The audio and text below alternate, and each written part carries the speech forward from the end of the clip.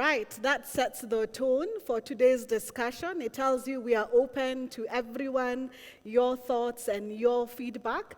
And also remember, as we go on with this discussion, there's a number on the screen. You can send us a text or even a WhatsApp message. Would love to hear from you. And please also ask questions. We will get a response from our able panelists.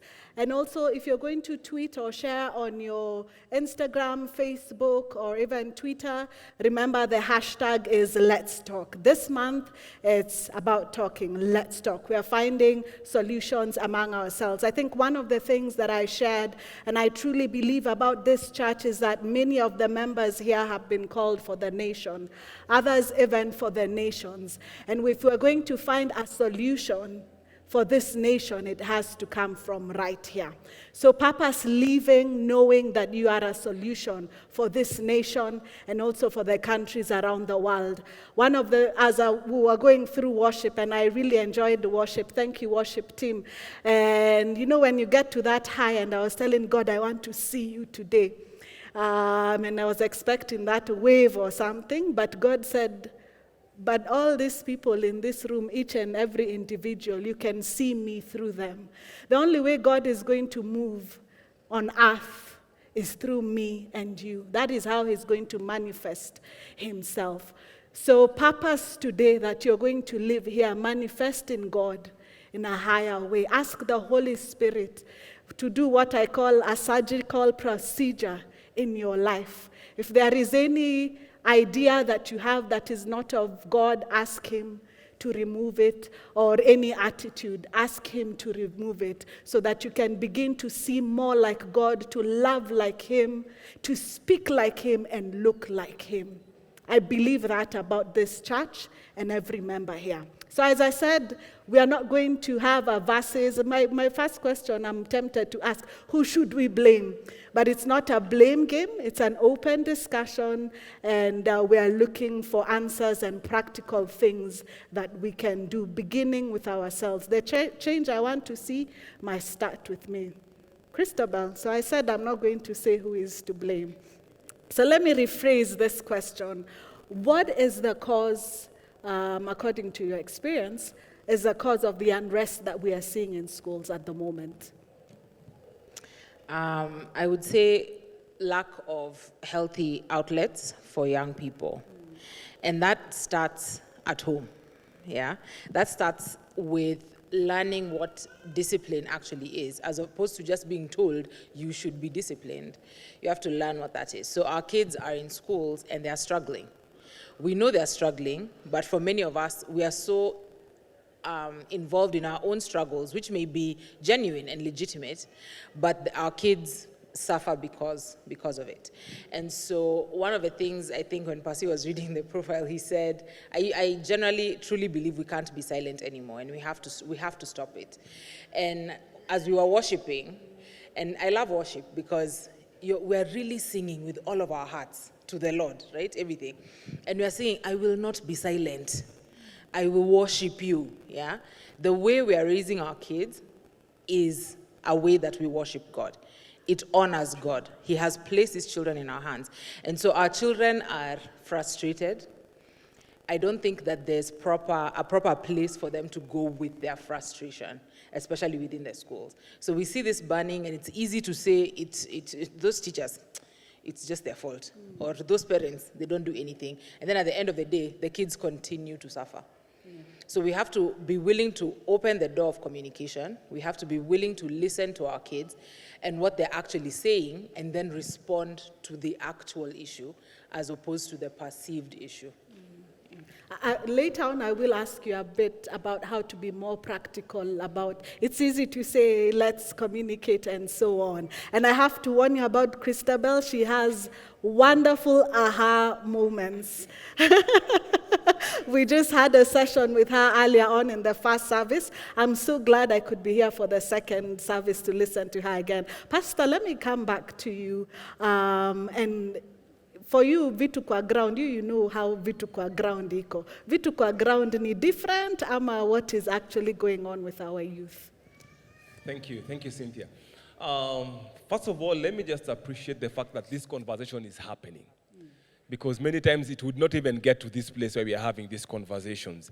But as we've had these talks about what is going on, one of the things that I've learned about us as a culture is that we don't mind if things are burning, but quietly. And so we've had our young people in a slow roast, you know. You're just baking, but, you know, as long as the temperatures are manageable, we are all quiet. We know what's happening in our home, but we are not saying it. We know what's happening with their struggles, but we are not saying it until a little fire erupts somewhere. You know the way when you're roasting pork with all the oil in it, and that oil drops into the fire, and then a flame jumps up. What do? You dip your hand into water, and you just, you know, spread it there, and the fire goes down. And you continue talking and enjoying yourself. Then another fire pops up. And now the schools have become our telltale sign that something is roasting. But it's been roasting for a while. Things have been going on, but as long as it doesn't erupt, we are fine. Even as a Kenyan society, we know 2022 is roasting, but it's slow roast. So we are all going to work, we are all doing our business, we are all, you know, going to schools and doing our thing because it's a slow roast. Siku ile tatusumbua ni when the fire erupts. And then that's when we'll start crying and saying, is it the parents? Is it the politicians? Is it the teachers? Is it our system of education? Is it the governance system? Why? Because we don't like the eruptions. And so we need to sit back and ask ourselves, where is this fire really coming from? I posted something this morning and I said, you know, the fires in schools we can see, but where is the real fire burning at our homes? And we need to begin to ask ourselves, how is this fire burning? And we'll dig into that a bit more, but let me just start by saying there is a slow roast happening. Our kids are under pressure. They are manifesting certain things. And when it happens, we react to that, but we don't go back and ask ourselves, what is the cause? Wow. So that fire, the fire we're seeing in schools started actually in our homes. Most likely started from home. Yes. There's a comment I had someone talk about COVID-19 and the pressure that our children have been going through. Christabel, during that time, 1 year when our children spent at home, what were they actually going through? And my other question is, what did we do to our children that after spending 1 year with us, which they do with their teachers, after spending 1 year with us, they went back to schools, burning schools and causing mayhem? What did we do so wrong? Okay, I think COVID, and COVID honestly did a number on everybody, okay? Parents were not prepared to have their kids at home. Teachers were not prepared to be at home and then now be parents, you know, in the house. Everyone is locked up in one place. And I think I said before, we had present but absent parents. So parents were very, very focused on other things because, of course, you had to be focused. You had to learn a new way to work or figure out another kind of work to do. So it's an understandable, not distraction, but another point of focus. But at the same time, our kids were then left almost to their own devices and then literally to their devices. Okay, because now now that the school said you must get a laptop and a tablet and a phone and everything. Yeah, so sometimes you're dealing with kids who like, no, I don't know if you sent a message to which number, on which tablet, on which gadget. So kids are struggling with loneliness. Kids are struggling with depression. The suicide rate has skyrocketed, and that's not necessarily just a Kenyan thing, that's in general. Yeah, and also young people being involved in really abusive, unhealthy relationships. So they continue to do this, and it's only reinforced online, which is their main source of information now. Yeah, because before us, we used to be, your mom would switch off the TV, and okay, now you have to talk to me, right? That isn't there anymore. The devices are there 24/7. So young people have been struggling with this thing during COVID, and then some parents, truly, we don't know what to do. Like, I don't know how to deal with this level of depression. Sometimes you can't even see the depression in your kids because you're struggling with your own. So we all have to open our eyes and see what's actually going on. It's not that it's going to be easy or easily a telltale sign. Parents always ask me, just tell me these 5 steps. In fact, the other day I was asked, just give me these 5 steps so I can tell that my child is this, this, and this. Yeah. And it just doesn't work like that because no 2 children are the same. Yeah. You could have 2 children in your home who are both struggling with, even if it's suicidal thoughts or anxiety, but they're dealing with them in different ways. So they don't manifest the same. Right? So you have to be willing to take the time to find out what your actual child is going through. We have to look at our kids. We have to talk to our kids, not at them, but with them, and then figure out what to do. And then, please, parents, ask for help. It's not a sign of failure. Yeah? Yes. Ask for help from the people around you. God has put us in a fellowship of believers for a reason. So ask for help so that all of our kids benefit. Again, it's not just about my kids. My kids are okay. Yeah. In fact, parents are like, my children? No. But your kids grow up with all the other kids. We are in a society. So COVID happened. COVID is still happening, and kids are still dealing with it, but we have to start paying attention to what is actually going on. Yes, I think one of the things I'm hearing from you, we have to have that relationship also with our children and not just look for fixed ideas. There's a lady actually said in the video earlier, she said that she blames the children because the children were relaxing, now they've gone back to school. I wouldn't give my personal comment on that. However, she mentioned suicidal rates going up. And I was reading a report that in June, and in 3 months to that, we lost 483 people, Kenyans, due to committing suicide. And the youngest is actually a child who attempted below age 10.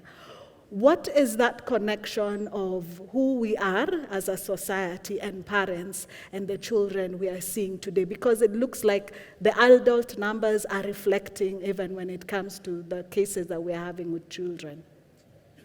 Right, the correlation. I think when we look at our society right now, we are all under pressure. Let's face it, right?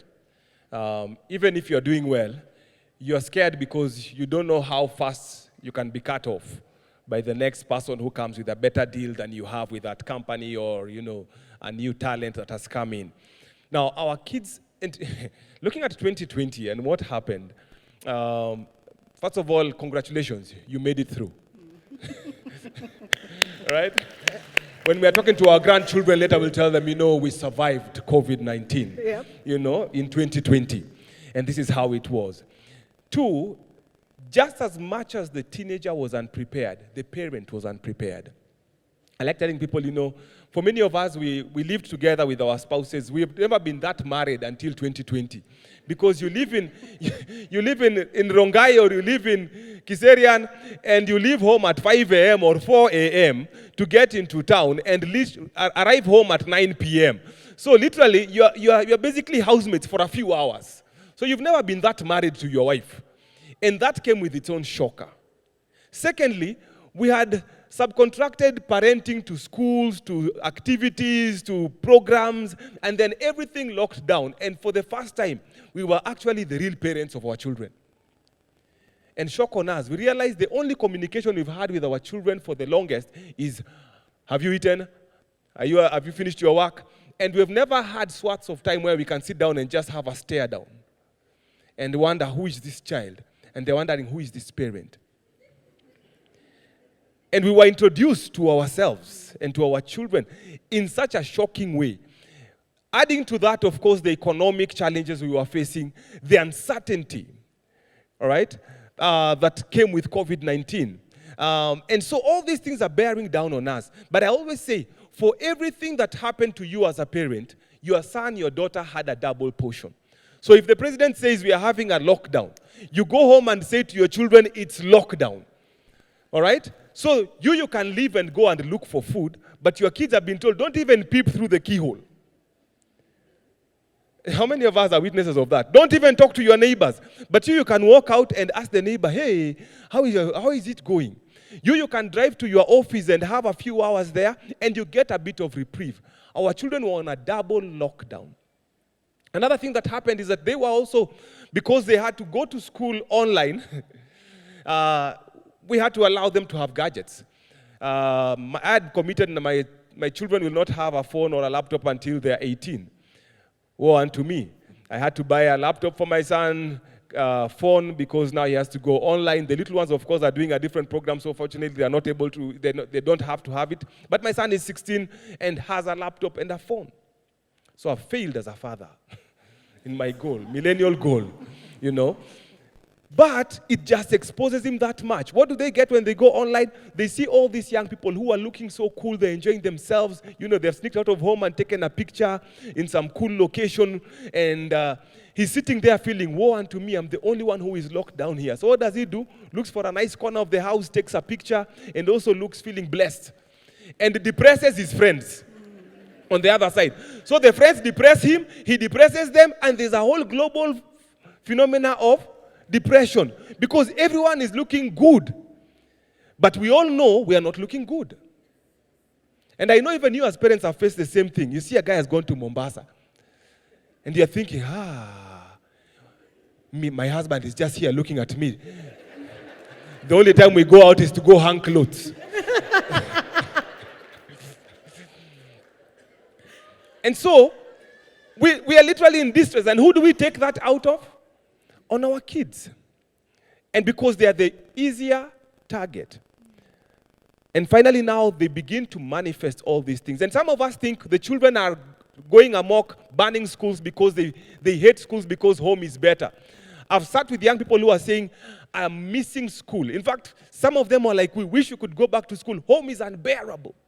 And so if you see them banning schools and home is unbearable, there's a greater problem we are dealing with than just a fire in a school or the challenges we are facing at home. There is a slow roast. There's a slow roast, and you've mentioned COVID-19, no one was prepared. But a lot of times when we are going through problems and challenges, it actually brings out what is really going on underneath, or brings out who we really are. What did COVID-19 bring out? Who really are we as a nation? As a nation, I think, one, we are scared. Very scared. And that's why I'm saying we were scared of COVID-19. We reacted the best we could. The moment we started seeing some reprieve, we covered our fears. And now we have moved forward. In fact, many people said, you know what, COVID-19 has taught us to change the way we do things, but the quickest thing we did was go back to status quo. I'll tell you this, some people who had made a commitment, mambo ya kuenda sherehe, out. I will start living for my family. The moment the curfew was removed, and I live in an area where you can hear sherehe going on, and those are not kids. It's parents. Those cars I see in those parking lots, your children do not have them. So you can't tell me it's your children in the sherehes. It's us parents. We went back to status quo the moment the ban lifted, the moment the fears lifted. So we refused to deal. We refused to come back and ask ourselves, have I made my relationship with my son, my daughter better? We were like, schools have opened, pay school fees in full. Make sure you even send plus fare for them to come back home over the holiday so you don't have to interact. And so we went back to status quo. Rather than say, what advantage have I picked from being at home with my son, with my daughter? What relationship have I built with them? And so we are avoiding and covering the whole thing. And now when the fires begin to happen in school, our quickest response is let's pay for the fire and continue. Send them back to school. And we've seen that happen in Kakamega High School. They have been told to pay 9,823 per student. And the parents will fork the money. And then the one who is a policeman will go to the street and stop the next car and pick a fine. Tunajua fine yetu, sindajua. So we know our fine. They will pick it and go and pay their 9,823. And life goes on. The roast continues because we don't want to deal. We are so insincere in our faith. And I say this because some of the challenges we see with young people, I work with young people, and they will tell you, my biggest struggle comes from home. What my parent is, out there and what my parent is at home are two different worlds. So we need to be sincere and say, if I'm a believer, am I living as a believer? Am I doing business with the integrity of a believer? Am I working with the integrity? Am I serving not just my children or the purpose God has put in my heart, but am I serving it with integrity of heart? Can I show my children how I make money? Can I show my children where I got that car from? Can I show my children, there's a story about how I met your mother. Can you tell your children how you met their mother? And also just add a bit and tell them, before I met your mother, who else did I meet? Because if you can't have that conversation, most likely, you're just covering up. But please prepare someone on how you met. Uh-huh. It's a cold day and you're making us sweat. Let me read some comments. Remember, there's a number where you can send in your comments and questions. We are all guilty because we've consistently shown our children that when we are frustrated, we throw stones, burn tires, and even businesses such as Gikomba. Someone else says, most schools' children are in survival situations, pathetic conditions in dormitories, queuing in meals like inmates. And someone says, good morning. Some people attribute a big part of burning school problem to children being sent to boarding schools. Kindly address, kindly. Christabel. Okay, that's hot water. I'm not going to attack boarding schools because I think it's a part of our society at this time, right? But who are you sending to boarding school? Because that child is the same child that you're sending to school.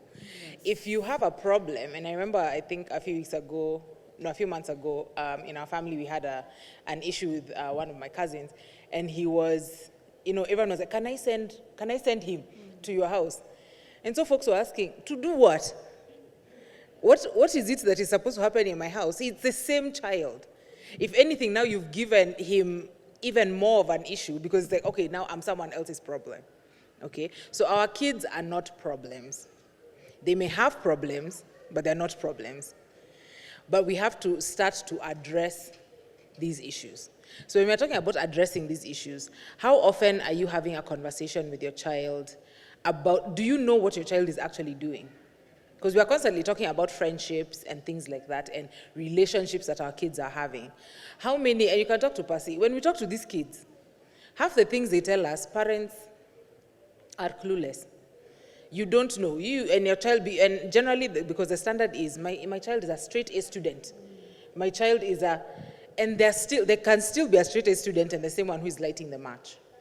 So who are you sending to the school? They're not going to change by osmosis.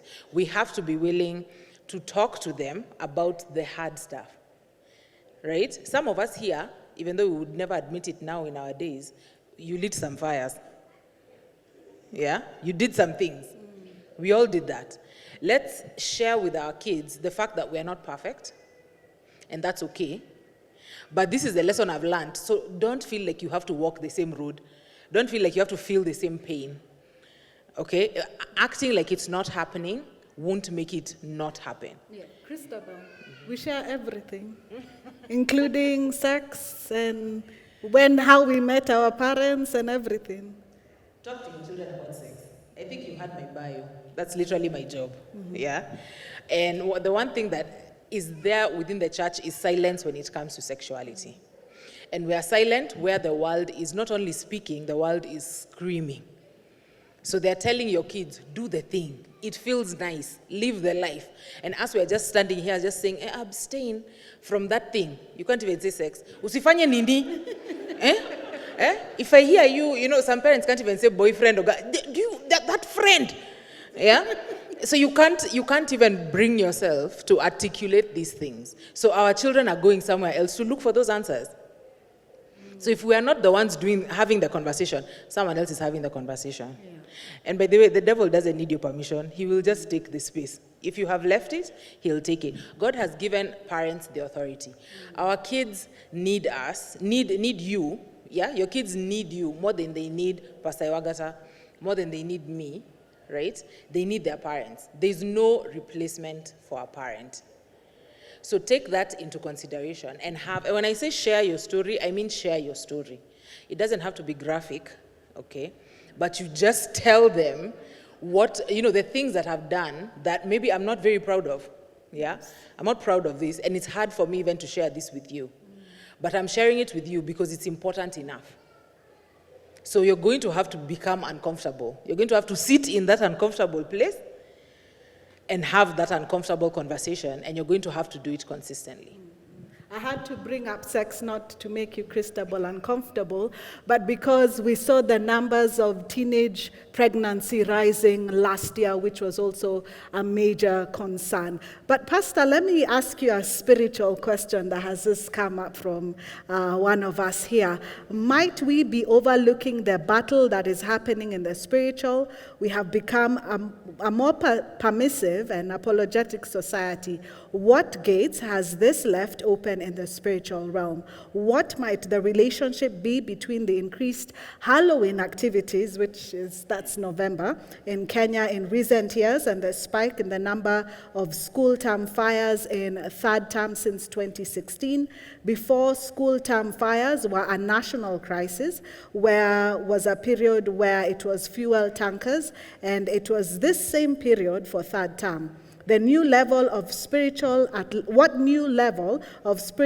alertness do we need as Kenyan Christians? Spiritual warfare is real. And the biggest, and again, we come back to the family. The strongest voice in standing in the gap for any child is their parent. As a pastor, I can pray for them, but I kid you not, I have probably 100 teenagers that I'm looking at any given point. Those I'm pastoring in church, those who are mentoring out there, but you have 2, 3, or sometimes even one kid who needs your investment in prayer. But we almost want to sublet that assignment to the pastor. Pastor, pray for my son. Helen Baylor wrote a song and talked about her praying grandmother. She was raised by her grandmother. And she says how in her teens, she went totally out. She's an amazing voice. Some of you may know her because she's an old-timer. But she talks about how she struggled in her teens, becoming this celebrity musician, I think at about 11. And so every club, every artist wanted to do a collab with her. And she rose through the ranks. And you can imagine the secular music world, the drugs, the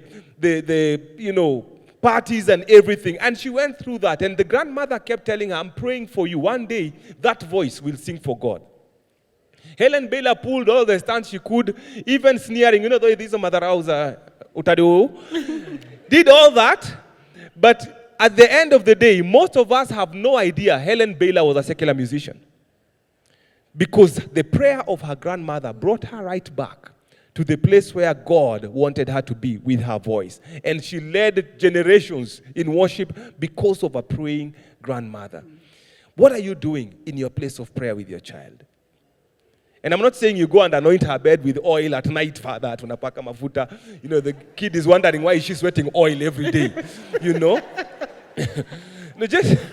just standing in the gap for her. Yeah. Now, standing in the gap has 3 components. Number 1, it's as a model. You can't stand in the gap and then live differently. You can't be praying for her to be pure when, we know when it's ponyo mahali. All right? That's true. You can't stand in the gap when your words and your actions are different. Number 2 is mentoring. And mentoring is what we're talking about, speaking to them. Tell them about life. Tell them about the struggles you've gone through. Tell them about your mistakes and your success stories. Tell them you are number 1. Okay? It's fine. If I come and I was your classmate, I'll agree to be number 2. When you come to my house, I say I was number 1. Okay? We just strike this thing and we keep moving. But tell them your stories. And number 3, help them identify their mission. One of the problems we face is that many times we put boundaries rather than putting a goal. The Bible says, Jesus, who for the joy set before him endured the cross, scorning its shame, for the joy. What is the joy of your child? What is he or she aspiring to be? Show them that and tell them you need to know what you need to know to do and what you don't need to do so that you can reach there. The joy of getting there will help them drop some things that they would otherwise do because they have to beat their bodies, discipline themselves to become that person that they want to be. So mission, mentoring, and model. Those three have to go hand in hand. Spiritual warfare, sometimes we over-spiritualize it and say, you know what, spending 7 hours in prayer. But spiritual warfare is standing and saying, my son, because I want you to be a better man, I will not do the things that my friends are doing. Wow. It's interesting when we read the Bible, how God even expresses his relationship with us or to us is through father, child, father, son. How difficult is it becoming for you as a pastor, children coming to church, and then you have to teach them that, God is our heavenly Father, and then they're thinking about the father relationship they have at home? When we look at God as a father, the first picture of a father is the earthly father. And so this will either help them accept God as a father or really struggle with the identity of God as a heavenly father. I've met with young people who are saying, you know what, after seeing what my father is here, I don't know how to relate with my heavenly father. And it becomes a struggle. Now, the voice, I want you to understand, the voice of a parent is so crucial. One Hope did a research in 2019 actually, and it was released this year. And it shows that one of the key influential voices in a child's life, a teenager's life, is still the parent. When it comes to meaning of life, where do we come from, where are we going? Parents are number 1, peers number 2, social media number 3, pastors number 4, print media number 5. When it comes to things to do with relationships, of course there, peers come number 1, parents number 2, social media number 3, pastors number 4, print media number 5. When it comes to things to do with career, parents come number 1. Parents number 1, friends number 2, social media, pastors and then social media. So think about it. Your pastor is, playing number 3, number 4 in this area. But the advantage is we have parents in the congregation. Now, the role of the pastor is not to replace you. However good I am, I'm not coming to upstage the pastor, the parent of this child. My job is to help you become a better father. I may do that by having conversations, help them have that conversation on sexuality like what Christabel does, and then help them understand. Now go back home and hear what your parents have to say about this, and they come and ask you a question, and it gives you a window. Not that's the time to tell them, umeosha nguo, toka hapa. No, just take it and have that conversation. And they'll be able to grow. I will tell you this. It doesn't matter how many people lay hands on you and say God is calling you. The voice of your father, the voice of your mother is so key. And I'll illustrate with a story. My granddad was a minister in the Anglican church. When he passed away, one of the bishops came to do his burial. Now, when I got saved, I got into ministry, but I went into one of those churches that were considered cults by the mainstream churches. So my dad really never liked the fact that I was in ministry. But on this day when my granddad is being buried, this man asks, is there not a son or a grandson of this man who we are burying today, who is going to take over the mantle? And I'm sitting there, and my dad shoots up from where he's seated, and he shouts, there is, David. And let me tell you, I looked at him. First of all, I was in shock because the trouble he had given me because of getting saved and going into ministry in a church other than the Anglican church. But the affirmation that I got, and I remember I was sitting next to my wife, and I just started crying because there was no greater affirmation for my call to ministry than to hear my father, my biological father's voice say, this man is called of God. It doesn't matter how many battles I face in ministry. I know that not just my pastor, not just my bishop, not just my mentor knows that I'm called to ministry, but my biological father. Pastor Simon Bevy has a book called Daddy's Destiny. That your father can be able to say, you, my son, are this. Let me tell you, when you speak to your son that way, Even when the dome is on fire, he can go and put it out. Because you told him, my son, you are a firefighter.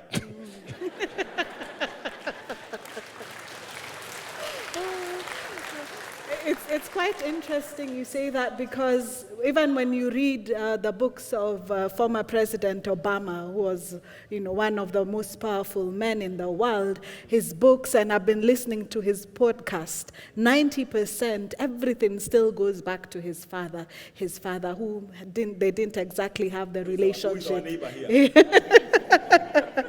So parents do play a very, very big role. To see him constantly talk about his dad and still searching for something even after being a president is quite interesting. Christabel, let me come back to you. And I liked what Pastor said, that standing for our children doesn't just mean throwing oil at them at night. So give us practical things that we can do to build that gap between us, and also some of the resources that are available. Okay, so number one, we've put on parents a lot of pressure today, justifiably, but we have. I want to encourage you and tell you that, again, one of the songs that we sang is, God is perfect in all of his ways towards us. So God has put you as the parent of your child in this generation and at this time, and he has equipped you to do the work that he has given you. There is nothing that God can call us to do that he doesn't equip us to do. So this generation may seem really, really frustrating, because us, we used to be told, don't do it. And I mean, even if you did it, you tried to do it undercover. Here, the pushback is just immediate and in your face. Okay? So it can feel overwhelming. Okay, so the first thing that I tell parents, and I think I mentioned it before, ask for help. You have to equip yourself. Many of us came from a generation where we learned about sexuality through guilt and fear and shame. Yeah, because all of us just knew if you had sex, God was going to make you pregnant. that first time. Yeah, and you only had to hear one story of a girl who had sex and got pregnant, and it was like, I see Mimi. Yeah, and that stuck. Or there were these books that we used to have in school where they would show you STD pictures, and you are like, hey, Jesus, I don't even know how are these people, who was taking these photos? Yeah, so many of us have very clear trauma sometimes when it comes to the issue of sexuality, and that's what keeps us silent. So you have to equip yourself when it comes to that. That means it's going to take you time. It's going to take your resources, but it's worth it. The biggest lie about sexuality is the talk, the one, as though it was that one time and your kid will be fully equipped for life. Like if your child came today and told you, hey, but I learned maths last week, you would be like, yes, yeah, that is enough forever. Yeah, so you don't accept it for anything else, don't accept it for this. So equip yourself. I have a program, it's called Holome, and it is basically a goal. My goal is to equip parents to equip their children. Whenever we're having this conversation about sexuality, when teen pregnancy comes up or anything like that, the ball is constantly being thrown. Yeah, and the kids, again, are the ones who end up getting hurt. So I want your kids need you in their lives to speak about their sexuality. They need you to be able to tell them your own story, your own mistakes, and how they can get back up again. So my goal is to, number one of my first things is to get parents on social media. So if you don't have Instagram, today is the day. Okay? It's today. Can you agree? I need affirmation. It's today, all right? Join social media so you can see what your kids are seeing. So you can know the questions you need to answer. So you can know how to engage with these things. It will annoy you a lot, but you still need to know what's going on. So when you join social media, you can go on there. I think it was put up. It's called Hulome, and through there, you can get resources for parents. So you usually have workbooks for parents, and you can buy them all. Their ebooks. You print them for yourself and go through certain questions, because you have to know what you want to teach your kids. You have to know how you're going to teach them. You need to know who you're going to teach them with. Okay? This isn't something that's going to happen overnight. You have to prepare yourself, and then you have to actually start. That's the other problem with folks within the church, is, tomorrow, or this next holiday that's coming, I'll begin then, I promise, even though God tells us to just let your word be, your yes be yes. Okay? So you can go to Instagram, and there are programs there's tools for you to do. Now, the one thing that I do want all parents to join is I do have a monthly newsletter, because for parents, they always tell me these things are always too expensive for us. They're too expensive for us. This newsletter is 300 bob a month. The goal here is I usually give you 4 questions. Start to think through these questions, and then start to address these questions with your kids. This is not the only program that's available. But please, I'm imploring us, let us stop handing our kids over to other people. They're our responsibility. It starts at home. And I think the analogy that I used before was the 3-legged stool, right? So you have church, school, and home. And you can have school at home, and you can have church at home, but you can't have home anywhere else. And that's what our kids are looking for. And they're falling. If you listen to our kids, they are struggling. It's not someone else's children. It's not another person's school. It's our children, and they're struggling. And they need you to step up and be the parent that they need. The parent that God has called you to be, and the parent that God has equipped you to be. So you can join today. For the workbooks, there is an offer. They're usually 500 bob. Today they are 350 if you buy them. So you can get the whole collection for 2021 and just start the conversation, because it starts with us. We can't keep putting it off and hoping that we'll just wish it away, because that just can't happen. Yes. As we wind up, last question, just under 1 minute. We are learning that, and we are, like for me, I'm making note to self mistakes that I have made, but I'm also thinking I'm not that young. Can you encourage us as parents, because people say you can't teach an old dog new tricks? Can we still get a second chance? Can we still learn and relearn how to parent? Thank you. I think it's very important for us to know that it's not over until God says it's over. It's not too late unless you're in the grave. And so, in as much as we may have made many mistakes, and I know for some of us, when we tell you, talk to your children about your youth, it's a tough conversation, because it was not what they think. Secondly, as we think about the mistakes we've made, there is opportunity for us to start again. There is conversations you can have with your children to be able to start that journey. There is resources there. There is resources in youth ministry, youth ministers who are working with young people, just beginning to crack the conversation. There's people who are interested in the well-being of your children. Get a hold of them. Be it that class teacher, be it that sports teacher. Get a hold of them. Get to know how the best you can be able to begin the journey of dealing with the issues your young person is going through. When a pastor calls you and says, you know what, there's an issue, or a teacher calls you and says, there's an issue I'm noticing with your son, don't go on the defensive. Just take it, it may be painful, because sometimes the realities of things that you get to know through these conversations can be devastating. So take it in stride, but begin the journey. Take it to God in prayer. Again, I say that one of the biggest saviors of all time that we can ever run to is running to God. Why? The reason why Jesus came is because we could not, in ourselves, save ourselves or save our children. But because we have Christ, we are so fortunate compared to any other parents that we can run to God and say, God, help me. And not that superficial thing of, oh, Mungu nisaidie mtoto wangu asikufe asipotee. Those ones of, God, help me be the tool that you will use to speak into my son, my daughter's life. And when you put yourself there, get the materials that you can get the help that you can get, and begin that journey without procrastination, then we can begin to make changes. And we do not have to wait for the government to do it. We do it ourselves. Because we are parents, not just to our children, we are parents to your children. My son is not always under my watch. Sometimes he's under your watch. as a captain of a football team. He's under your watch as a librarian. He's under your watch as a teacher. He's under your watch as a policeman. May God help us wherever we are to be parents to the next generation. We can't do it alone. We have to do it together. Together. If I can just...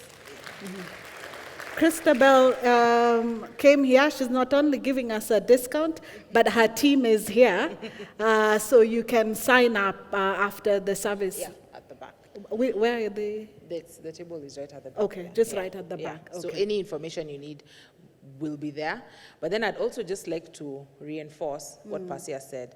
Many times we separate the spiritual from the physical. Stop doing that. I ask parents all the time, how often have you prayed about your children's sexuality? Are you praying, just God, help my child make it and not get pregnant? No. How often are you praying about that?